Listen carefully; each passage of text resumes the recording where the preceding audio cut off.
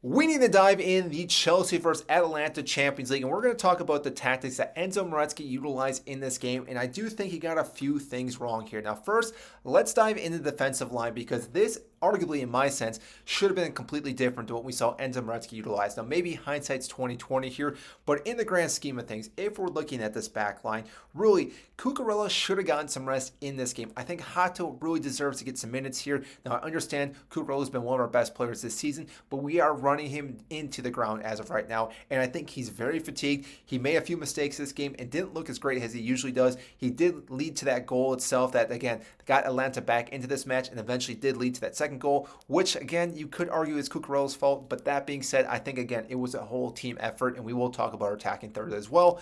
But we then saw Shield and Chalobah as our pairing in the CB role. I don't hate this, but I do think, again, Josh Achupong should have been the CB pairing in this game itself. Why we keep using Reece James as the midfielder, I don't understand it because, again, Reece James can easily play in that right back position. Malagusto, we could have used him in the right back position. We could have used Enzo Fernandez to drop down next to Caicedo, who, again, has getting some rest due to the red card. And then we could have used anyone like Esteval, Bonetta in the 10 role, but you use Enzo Fernandez. So, again, looking at this, it just didn't make sense. But that being said, the tactics that we did see in this game also didn't make sense. So, again, I think Enzo Maresca maybe made some mistakes here. It does happen as a manager, but if we were looking at our tactics here, we could not get anything going in the midfield itself. And I think, again, that is due to who we utilize in this game. We used Enzo Fernandez as a 10, who, yes, had some chances, had some great opportunities, but really couldn't drive the ball where we needed to as a whole creative player at the 10 position. Then with Caicedo and Reece James, yes, they, again, were able to move the ball every now and then, but a lot of the times we were moving the ball back in the back line with Sanchez, who would then ping the ball out to Gittins or Neto.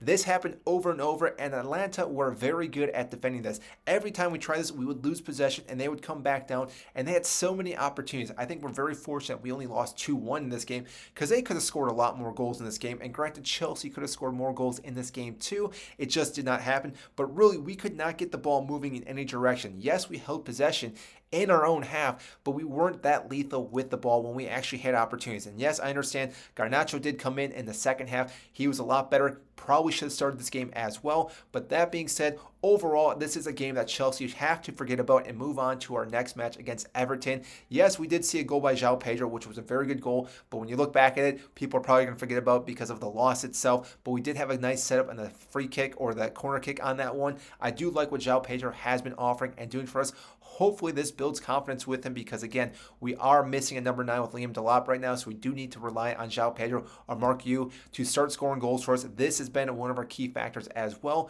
Yes, our defense has been pretty good, even though it's poor this match. Had we been able to score maybe a goal or two in that first half, this game would have been completely different. Maybe Chelsea would have been the driver's seat into that second half and would have won this game. We now, again, are looking on the outside in almost for that first round, a bye, I'll say, or week off in the Champions League. If, again, we win against Napoli and Fassos, we then can have 16 points, which then maybe gets us into the top 8. Then we don't have to play that immediate head-to-head match, but it really is up in the air as of right now. Now, granted, I still think Chelsea do move on to the knockout phases, but we may have extra games now. And again, if we're trying to manage minutes with all these players, that is not what we want to have. We want to get past that phase so we can play another team and get those 2 games of rest.